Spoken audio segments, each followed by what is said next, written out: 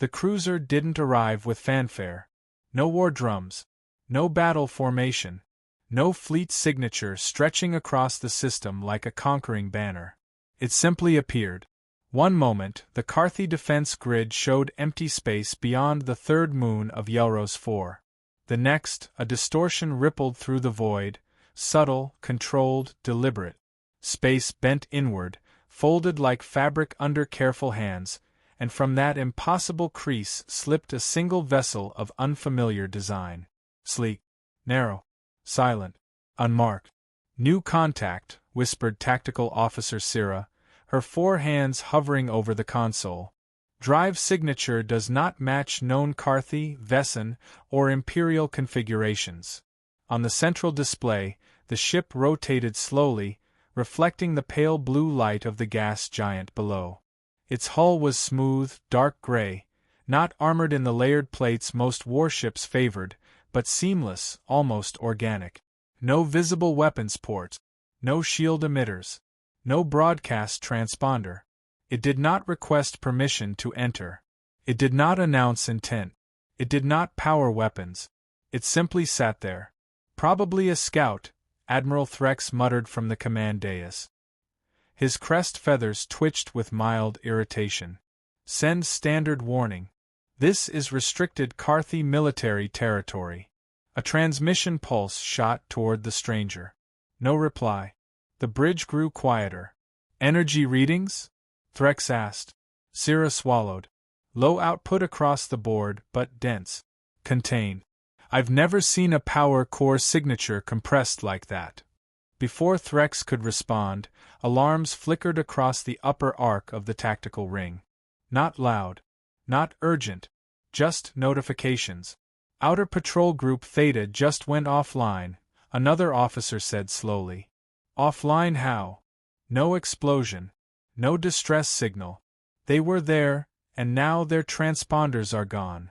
Threx straightened. That's 12 ships. Yes, Admiral. He stared at the unknown cruiser on the display. It hadn't moved. Not a degree. Not a meter. Coincidence, he said, though his voice lacked conviction. Long-range interference. Solar fluctuation. Then Patrol Group Sigma vanished. 20 ships. Gone between one breath and the next. Still, the cruiser did not move. Time since contact? Threx asked. Syrah checked the log. Her voice came out thinner than she intended. 2 minutes, 14 seconds. Something cold crawled up the Admiral's spine. Full fleet alert. Weapons hot. Target the unknown vessel. Hundreds of Carthy warships shifted in orbit, energy building along spinal cannons, missile bays opening like metallic wounds. Targeting solutions painted the cruiser from every angle. The alien ship finally reacted. A single line of light traced along its hull, not charging, not glowing, just existing like a seam being revealed. Across the system, every Carthy sensor spiked at once. Not high. Not violent. Just everywhere. Admiral, Syrah whispered, eyes wide. I'm detecting gravitational fluctuations at a micro scale, localized around every Carthy vessel. Threx's throat tightened. Meaning? The officer didn't answer.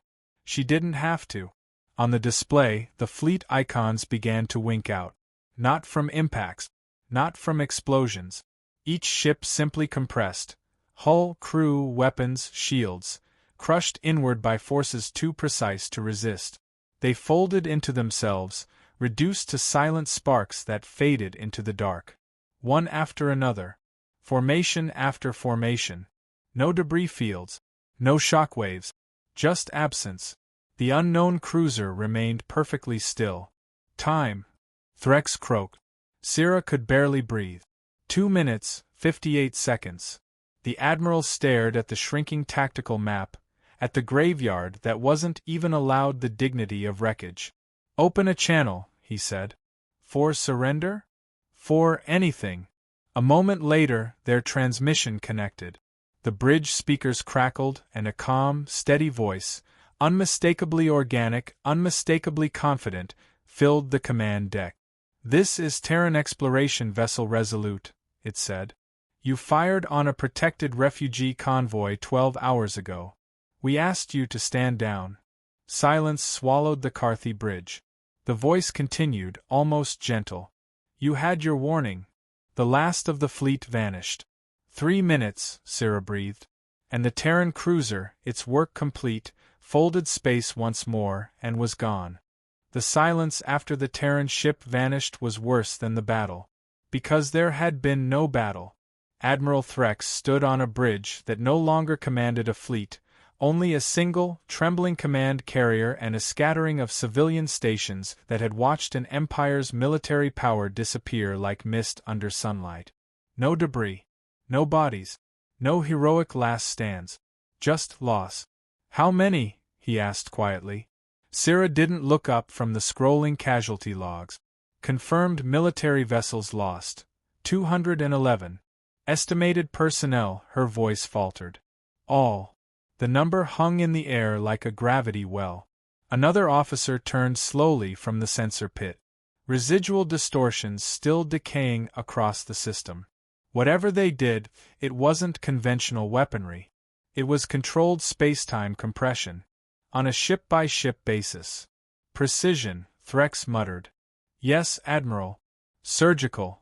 Not genocide. A message. The main holotank flickered.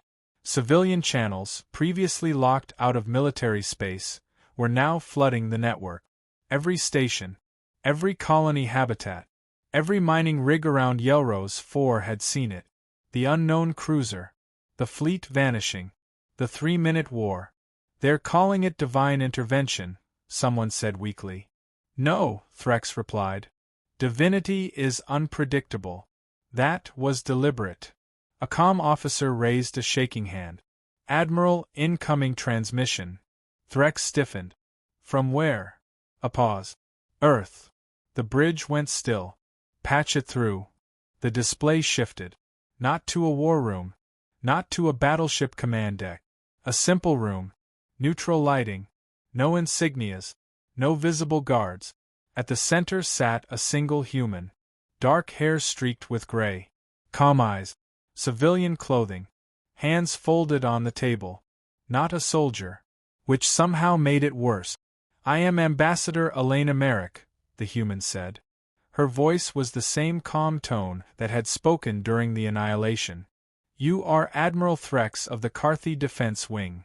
Threx forced his crest feathers to remain flat, a sign of composure among his kind. I am. You fired on non-combatant vessels under Terran protection, she said. Not accusing. Stating fact. We issued a warning buoy. Then a directed transmission. Then a priority diplomatic channel. Threx remembered. They had dismissed them all as bluff signals from smugglers hiding behind a new species name. You responded with weapons fire, she continued. We did not know. You did not care, Merrick corrected gently. The words landed harder than any missile. Behind Threx, an officer muttered, One ship. Merrick heard it. Yes, she said. One ship. Her gaze never hardened. It didn't need to. The Resolute is not a warship. It is an exploration cruiser. Its mission is first contact and humanitarian intervention. Threx felt something inside him tilt. That was humanitarian? To the refugees you were about to erase? Yes. The holotank shifted. Footage appeared. Damaged civilian transports. Non-Carthy. Burned hulls. Life support failing. Then a timestamp. 12 hours before the fleet's destruction. They were fleeing a stellar collapse, Merrick said. Your patrol classified them as resource trespassers. Threx had signed that engagement authorization. Standard border enforcement. Routine. The ambassador leaned forward slightly. Admiral, humanity does not seek war with the Carthy. We have no interest in your territory, your politics, your expansion. Her eyes held his. But we do not tolerate the extermination of the defenseless. Not by pirates. Not by empires. Not by anyone. Behind Threx someone whispered, They're Deathworlders. Merrick's lips twitched faintly. She had heard that before. You have two paths, she said. A formal apology and immediate recognition of Terran humanitarian corridors. The display shifted again. Long-range sensors. Dozens. No, hundreds of faint distortions at the edge of the system. Or we escalate our presence. Threx's throat went dry. Those are more cruisers? No, Merrick said softly. Those are actual warships. The difference settled over the bridge like vacuum. You lost a fleet today, she continued. You do not have to lose a civilization. For the first time in his long military career, Admiral Threx, veteran of 6 border wars, breaker of 3 rebellions, lowered his head. We accept Terran terms. Merrick nodded once. Good. The feed ended. On the Carthy Bridge, no one spoke. Because every being there understood the same truth. The galaxy had not just met humanity. It had been warned. The apology was transmitted on every known frequency. Military band. Diplomatic band. Civilian relay. Deep space emergency channels. Admiral Threx delivered it himself. Not because protocol demanded it. Because fear did. We, the Carthy Union, acknowledge unlawful engagement against protected civilian vessels under Terran humanitarian jurisdiction. We accept full responsibility. We recognize Terran humanitarian corridors as sovereign protected routes. Every word tasted like ash, but no one dared soften the language, because at the edge of the system the distortions remained. Till, waiting. 3 weeks later, the first Terran convoy arrived. No warships, no displays of force. Just long, modular vessels carrying food synthesis units, atmospheric processors, medical frigates, and construction drones. They slipped into orbit around the refugee world Threx's fleet had once tried to cleanse. Carthy observers watched in disbelief. They're building infrastructure, Syrah said from the sensor station. Of course they are, Threx replied. What do they gain? Threx didn't answer right away. His gaze lingered on a Terran ship gently guiding a crippled transport into drydock, repair drones swarming like silver insects. Influence, he said at last. Stability. Loyalty. He hesitated.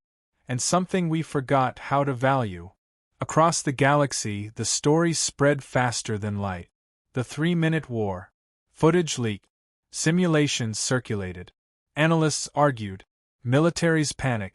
Empires that had ruled for millennia began reviewing border policies. Pirate clans vanished from known routes. Slave markets shut down overnight. Because one fact overshadowed everything else.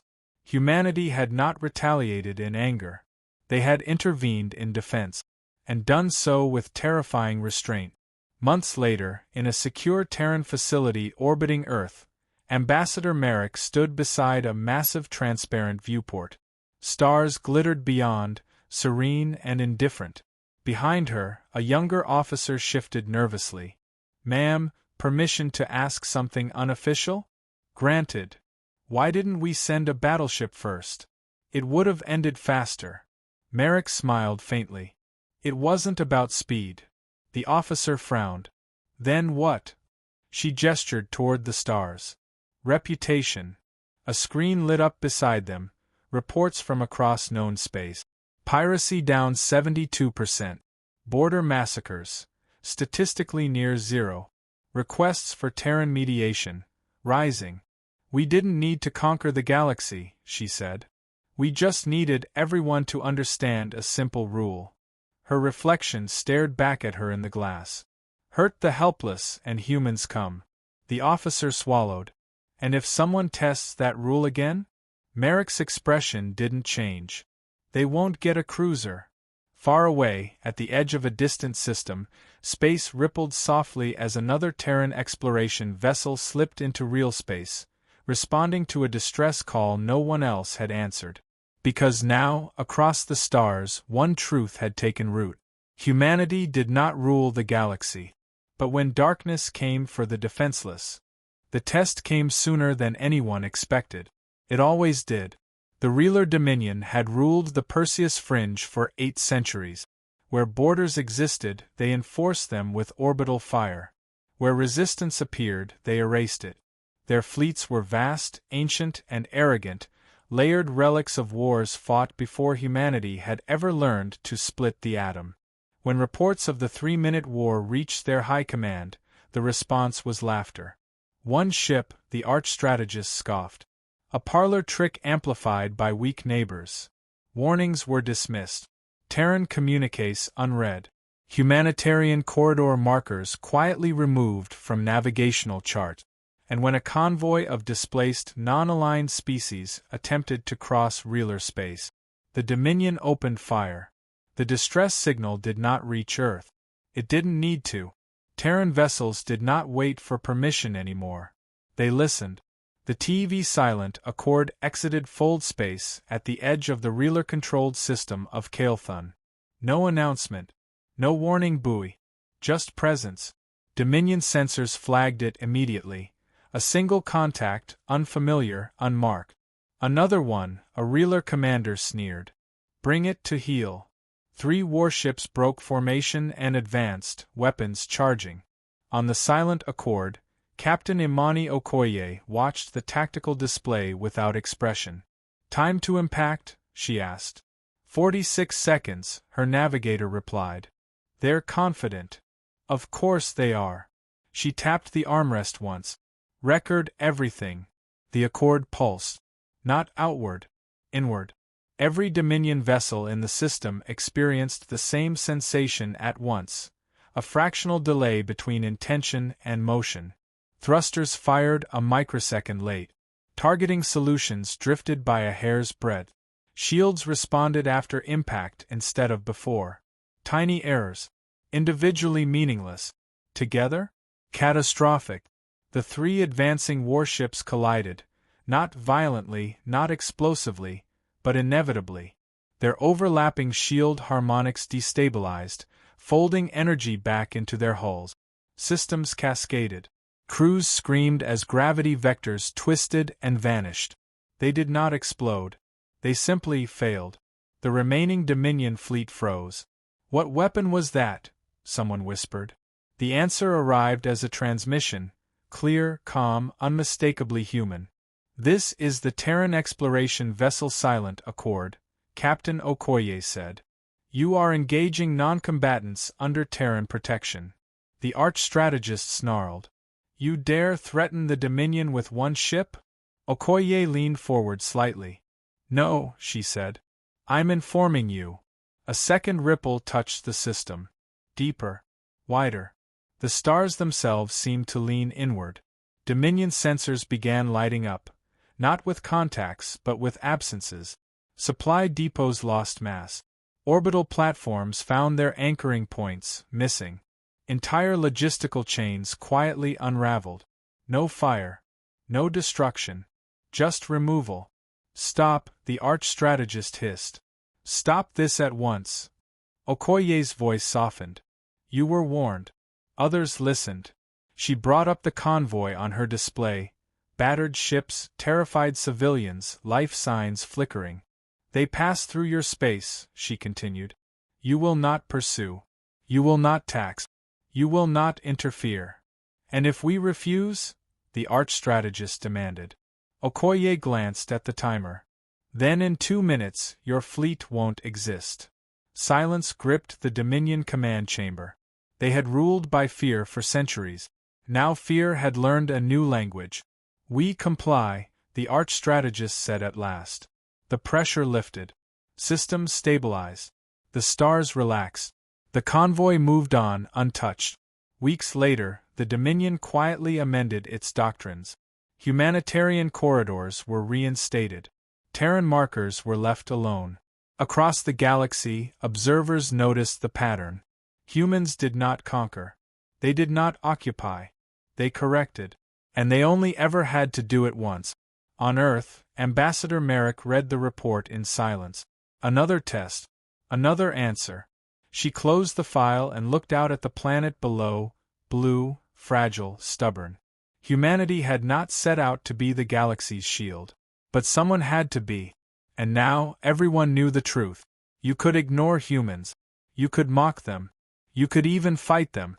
But if you harmed the helpless, humanity wouldn't rage, wouldn't threaten, wouldn't negotiate. They would simply arrive. And everything would change. They built a word for it. Not in Terran standard. Not in trade dialect. In dozens of alien languages at once.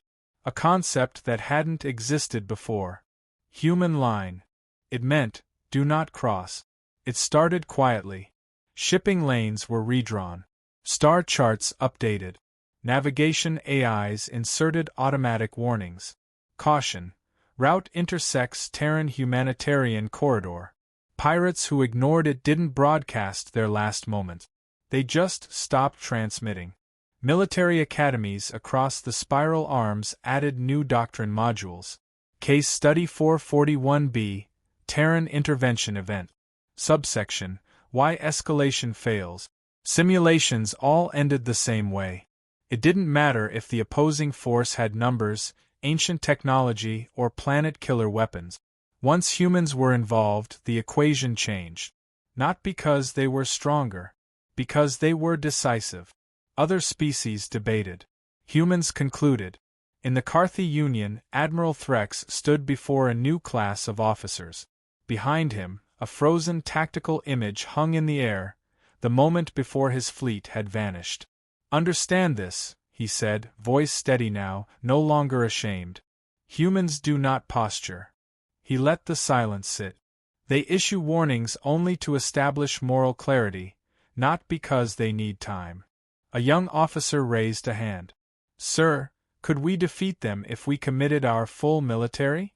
Threx did not hesitate. That is the wrong question. He deactivated the display.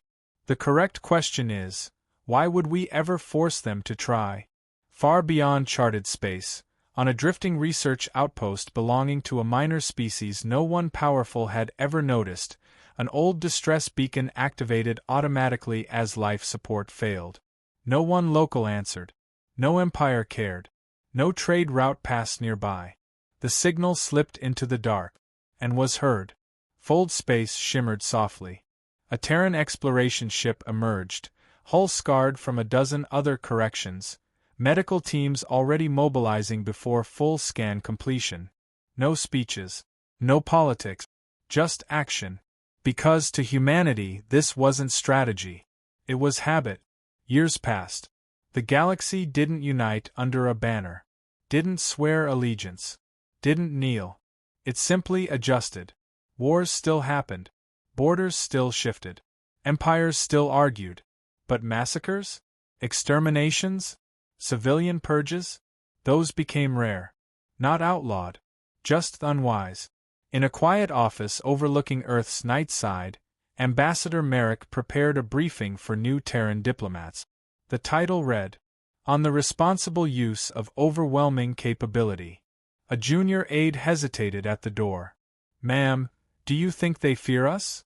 Merrick considered the question, then shook her head. No, she said. They fear consequences. She looked out at the lights of cities below. And that's healthier. Out among the stars, a child on a refugee world pointed at a bright flare as a Terran ship entered orbit. Who are they? The child asked. An elder answered softly. They're the ones who come. And across the galaxy, in 1,000 languages, the meaning was the same. When darkness moves. It began with a mistake. Not an empire. Not a fleet. Just one commander who believed distance meant safety.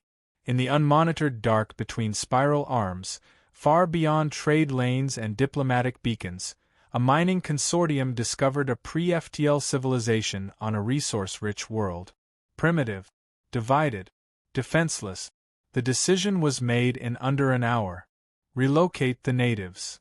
Which meant, remove. Quietly. No one would know. But someone always knew. Because Terran listening posts didn't just monitor borders anymore. They monitored patterns. And when biosignature counts on an uncontacted world dropped by 12% in a single rotation, an alert triggered. No debate followed. The Terran ship that arrived did not identify itself. It didn't need to. The mining fleet saw it and froze. No visible weapons. No fleet support. No dramatic entrance, just a dark, silent hull suspended above the world like judgment. This operation is lawful under expansion protocol, the mining director began broadcasting. The human reply cut in gently. There are no lawful exterminations. Then the stars bent. Not violently. Inevitably. The mining platforms lost orbit, caught in gravitational gradients that no engine could overcome. Their ships found their reactors offline, not damaged, just inactive, as if the laws of physics had withdrawn cooperation. Drop ships descending toward the planet simply stopped mid-atmosphere, hanging motionless like insects in amber. Panic flooded every channel. You can't interfere in sovereign operations. The Terran response came from a voice that sounded almost tired. Watch us. Across the galaxy, something new happened. Not news. Not rumor. Expectation. Species that had never seen a human began factoring them into decisions. War councils paused before targeting civilian infrastructure. Slaver guilds checked star maps twice. Commanders asked a new question before firing. Is this worth human attention? In Terran space, no celebration followed the intervention. No parades. No speeches. Just paperwork. Because to humanity, saving lives wasn't heroism. It was maintenance. Years later, historians would mark this era not as the rise of a new empire, but the moment the galaxy acquired an immune system, a self-correcting response to cruelty. Imperfect, not everywhere, but present, and growing. In a classroom on Earth, a teacher asked a simple question. Why don't we rule the galaxy if we're capable of it? A child answered without hesitation. Because then we'd have to protect everyone all the time. The teacher smiled. Exactly. Far out in the dark, a pirate captain stared at a convoy on his scopes, slow, rich, undefended. He hesitated, adjusted course, left. Not because of patrols, not because of treaties, but because somewhere in the back of his mind lived a quiet, universal truth. If the helpless scream, long after the first interventions, long after the 3-minute war, long after empires rewrote doctrines and pirates chose different careers, a story began circulating in places humans had never visited. It wasn't transmitted. It wasn't recorded. It was told. Around heat vents on frozen moons. In the shadow markets of asteroid cities. In refugee settlements on worlds still rebuilding. A story about a species that didn't expand, didn't demand tribute, didn't fly banners over conquered skies, but appeared when screams did.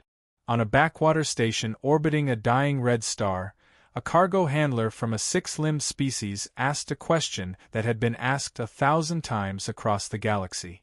Are they real? The Terrans? An old navigator, scarred and missing an eye, snorted softly. I saw one. The room quieted. They didn't shout, didn't threaten, just showed up while raiders were venting our habitats. He rubbed his arm, remembering. The pirates started screaming before we understood why. What did the humans want? Someone asked. Nothing, the navigator said. He stared into the dim glow of the station's failing lights. That's how you know the story's true. In military archives across dozens of civilizations, there were now restricted files labeled Human Response Probability. The numbers inside were terrifying. If an atrocity was large enough, public enough, cruel enough, probability approached certainty. But the strangest change wasn't fear. It was imitation. Smaller powers began escorting refugee ships. Neutral worlds offered medical port. Even former tyrant states created, protected civilian zones. Not out of sudden kindness, but because somewhere along the way the galaxy learned. Power didn't only destroy. It could guard. Humans had proven that. On Earth, decades later, Ambassador Merrick, older now, hair fully silver, stood before a memorial wall. Not for soldiers. For civilians saved. Each plaque marked an intervention. Each name, a world that still had children because a Terran ship had arrived in time. A young diplomat beside her asked quietly, "Do you think they see us as heroes?" Merrick shook her head. "I hope not." "Why?" "Heroes are optional," she said. "We're not." Out in deep space, far beyond maps, a lone research probe from an unknown species drifted after a reactor failure. Its crew prepared for the end. Then sensors detected fold space distortion. A ship emerging. Unfamiliar. Unarmed. Human. The crew didn't cheer. Didn't panic. They just relaxed. Because they already knew what would happen. Across the stars, across languages, across cultures that had never shared anything else, one belief had settled like starlight. Not a government. Not a treaty. Not a myth. A certainty. If the darkness goes too far, if the innocent have nowhere left to run, if no one else comes,